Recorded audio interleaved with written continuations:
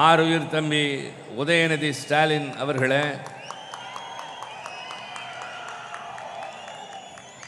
மாநாட்டிலே நிறைவுரையாற்றி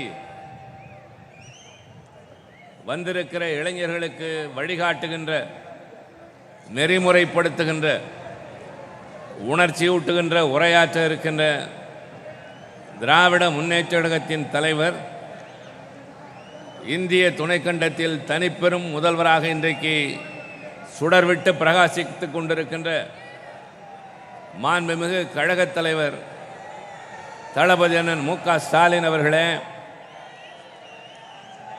கழகத்தினுடைய முதன்மை செயலாளர் அமைச்சர் கே.என். நேரு அவர்களே,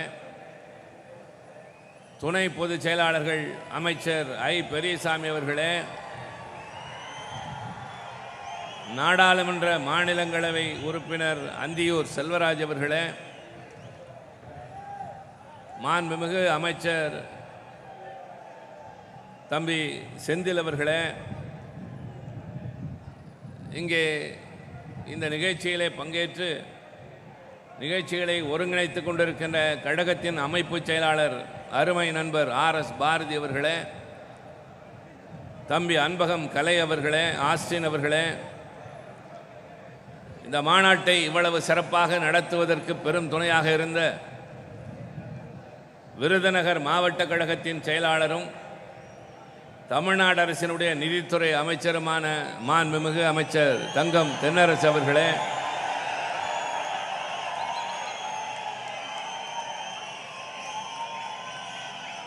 மாண்புமிகு அமைச்சர் கே.எஸ்.எஸ்.ஆர். ராமச்சந்திரன் அவர்களே,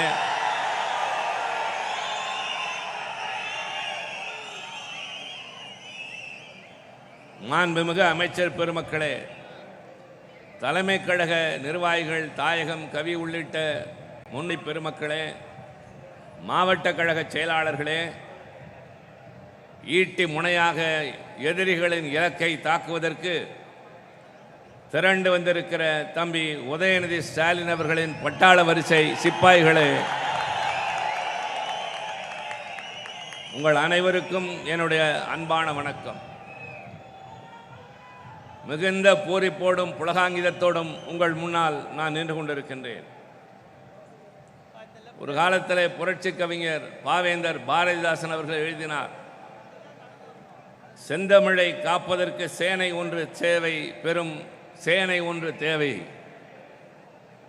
தமிழன் என்ற உணர்வு தேவை, தனிப்பெரும் தலைவன் ஒருவன் தேவை, பகைவர் சூழ்ச்சிதனை வேறறுக்க புரட்சி படை ஒன்று தேவை என்றார். சேனை வந்திருக்கிறது, சேனை தலைவன் இங்கே அமர்ந்திருக்கின்றார். நான் பூரிப்போடு நிற்பதற்கு என்ன காரணம் என்பதை சொல்லியாக வேண்டும். 1982ஆம் ஆண்டு இன்றைய கழகத் தலைவர் இந்தியாவை திரும்பி பார்க்கின்ற, நல்லாட்சி நடத்தி வருகின்ற இயக்கத்தை கட்டி காப்பாற்றுகிற நம்முடைய கழகத் தலைவர் அண்ணன் தளபதி அவர்கள் தலைமையில் 5 பேரோடு தொடங்கிய இந்த இளைஞரணி இன்றைக்கு 5 லட்சம் நிர்வாகிகளை கொண்ட பெரும் படையாக விரிந்து சிறந்திருக்கிறது. இளைஞர்கள் அங்கே இங்கே என்று சொல்கிறவர்கள் வந்து பாருங்கள் இங்கே. இன்றைக்கு தென்மண்டலத்திலே மட்டும் 1 லட்சம் நிர்வாகிகள், உறுப்பினர்கள் அல்ல, உழைக்கின்ற தொண்டர்கள் அல்ல, நிர்வாகிகள் 1 லட்சம் பேர் திரண்டிருக்கின்றார்கள். சுட்டெரிக்கிற வெயில் எங்களுக்கு ஒரு பொருட்டு அல்ல, சுழன்றடிக்கிற சூறாவளி காற்றை நாங்கள் பொருட்படுத்தியது இல்லை. கழகம் கட்டளையிட்டால் இலக்கு நோக்கி பாய்கிற ஈட்டி முனைகள் என்று திரண்டு வந்திருக்கிற உங்களை பார்த்து புலகாங்கிதம் அடைவதை தவிர எங்களால் வேறு என்ன செய்ய முடியும்? நன்றாக கொஞ்சம் நடுநிலையாளர்கள் எண்ணி பார்க்க வேண்டும். மாடு ஒன்று கன்று ஈனும், அந்த கன்று குட்டிக்கு பிறக்கிற போதே கால்கள் இருக்கும், காதுகள் இருக்கும், கண்கள் இருக்கும், வால் கூட இருக்கும். ஆனால் கொம்பு பின்னால் தான் முளைக்கும். பின்னால் முளைத்த அந்த கொம்புதான் பின்னாளில் அந்த மாட்டை காப்பதற்கு பெரும் ஆயுதமாக விளங்கும் என்பதைப் போல ஓர் இயக்கத்திற்கு பின்னால் வந்து சேர்கின்ற இளைஞர்கள் தான் அதற்கு நிரந்தரமான படைக்கலன்கள். ஒரே ஒரு கார் அடங்குகின்ற அளவிற்கு 5 பேர் தொடங்கினோம் இந்த சுற்றுப்பயணத்தை. அன்றிலிருந்து இன்று வரை தளபதியோடு தொடர்கின்றவன் என்ற பெருமை மட்டும்தான் என்னுடைய தனிப்பெரும் சிறப்பாக நான் கருதுகின்றவன். நாடு, நகரம், பட்டி தொட்டி, கிராமங்கள் என அவர் சுற்றாத இடமில்லை, கால்கள் படாத இடமே இல்லை. ஊர்கள் தோறும் முழங்கினார். எங்கெல்லாம் இளைஞர்கள் இருக்கிறார்களோ அவர்களெல்லாம் ஈர்ப்பதற்கான முயற்சிகளை மேற்கொண்டார். திராவிட முன்னேற்ற கழகத்தினுடைய இளைஞரணி தொடங்கியதற்கு பின்னால் தான் தமிழ்நாட்டினுடைய தேர்தல் வரலாற்றிலே ஒரு திருப்புமுனை ஏற்பட்டது. ஒரு காலகட்டத்தில் அவசர நிலைக்கு பின்னால் பல சோதனைகளை சந்தித்த நேரத்தில் இளைஞரணி என்ற அமைப்பு உருவானதற்கு பின்னால் தான் 1984 மாவட்ட அமைப்பாளர், துணை அமைப்பாளர்கள் என்று நியமிக்கப்பட்டதற்கு பின்னால் தான் 1986 ஆண்டு தமிழ்நாட்டில் அதிமுக ஆட்சி பொறுப்பில் இருந்த நேரத்தில் உள்ளாட்சி மன்ற தேர்தலில் முழுமையாக கழகம் வெற்றி பெற்றது. அதற்கு பின்னால் தான் 1989 கழகம் மீண்டும் ஆட்சி பொறுப்பேற்பதற்கு காரணம் கழகத்தின் இளைஞரணியும் தன்னேர் இல்லாத தலைவர் தளபதி அண்ணன் மு.க. ஸ்டாலின் அவர்களும் தான். இன்றைக்கு அந்த சிறப்புமிக்க அணிக்கு செயலாளர், ஆனால் தமிழ்நாட்டிலே வீரர்களாக உலவுகின்ற இளைஞர்களின் தனிப்பெரும் தலைவன் தம்பி உதயநிதி ஸ்டாலின். எதிர்காலத்தில் இவரை நம்பி இயக்கம் இருக்கின்றது, இயக்கத்தை நம்பி நாடு இருக்கின்றது. முதலாக அவர் இளைஞரணிக்கு நியமிக்கப்பட்டவுடன் அன்பகத்திலே வாழ்த்து தெரிவிக்க நான் சென்று அவரை பார்த்ததற்கு பின்னால் தலைவரை வந்து அறிவாலயத்திலே பார்த்து சொன்னேன், நாம் வளர்த்த இளைஞரணி இமயத்தின் உச்சியை தொடப்போகின்றது இன்று நான் கண்ட காட்சி என்று சொன்னேன். மிகைப்படுத்தப்பட்ட கூற்று அல்ல அது. புதிய இளைஞர்கள் பொலிவு ததும்புகின்ற முகத்தோடு நின்றார்கள், ஆர்வத்தோடு நின்றார்கள், நம்பிக்கையோடு நின்றார்கள். நம்மை வழிநடத்துவதற்கு ஒரு தலைவன் என்ற உணர்ச்சியும் முழக்கமும் அவர்களிடம் இருந்ததை நாங்கள் கண்டோம். ஆக பெயரளவிற்கு அந்த பொறுப்பு என்று இல்லை. இன்றைய இளைஞரணி செயலாளர் பொறுப்பேற்றதற்கு பின்னால் படிப்படியாக அவர் ஆக்கபூர்வமான செயல்களில் ஈடுபட்டார். அவருடைய முதல் செயல் என்பது தமிழ்நாட்டில் உள்ள அனைத்து சட்டப்பேரவை தொகுதிகளிலும் திராவிட மாடல் பயிற்சி பாசறை வகுப்புகளை நடத்தினார்.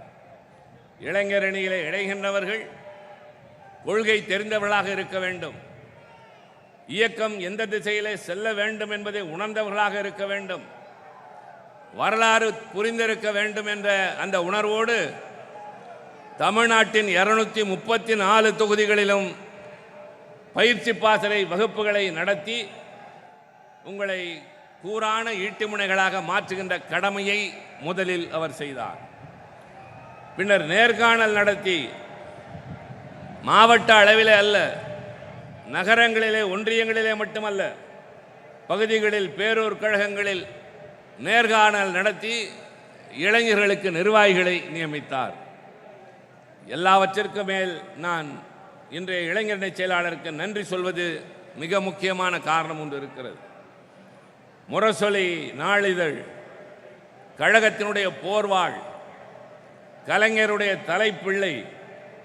அந்த முரசொலியில் கழகத் தலைவரின் அனுமதியோடு ஒரு முழு பக்கத்தை பாசறை பக்கம் என்று உருவாக்கி தொடர்ந்து அதில் கழகத்தினுடைய வரலாற்றினை, பல்வேறு திறமை வாய்ந்தவர்களை, அனுபவம் வாய்ந்தவர்களை, இயக்க வரலாற்றை அறிந்தவர்களை கொண்டு எழுத வைத்து இளைஞர்களுக்கு தெளிவான பாதையை காட்டுகின்ற கடமையை செய்தார்.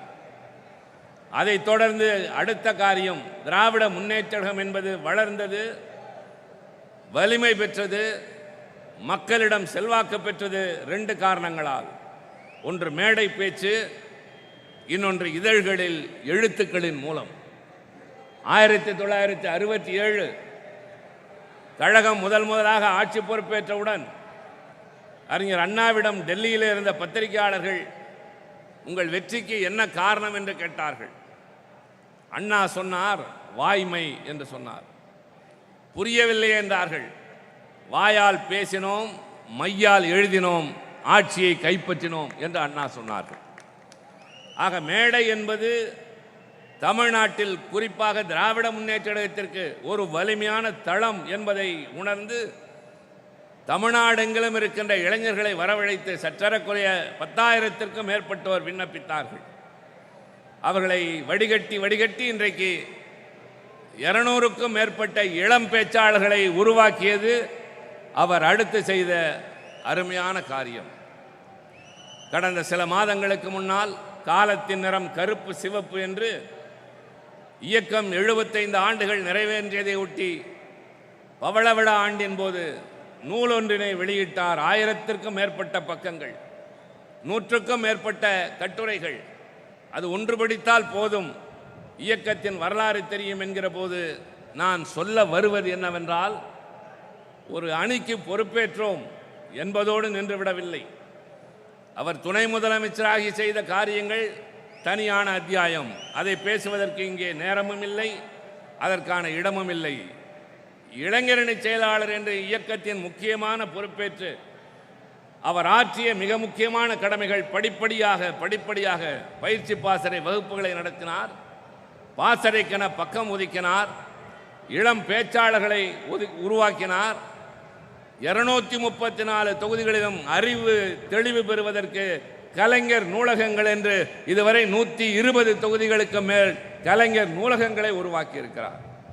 கல்வி சாலைகள் ஒருபுறம், அறிவின் கண்ணை திறக்கின்ற வாசக சாலைகள் ஒருபுறம்.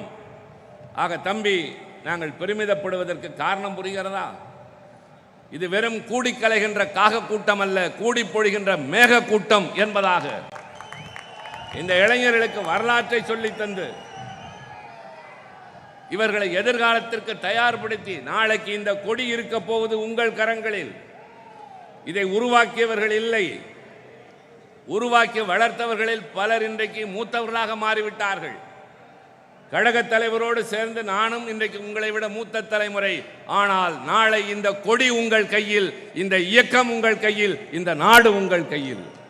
உடனுக்குடன் செய்திகளை தெரிந்து கொள்ள சன் நியூஸ் பெல் ஐகானை கிளிக் பண்ணுங்க.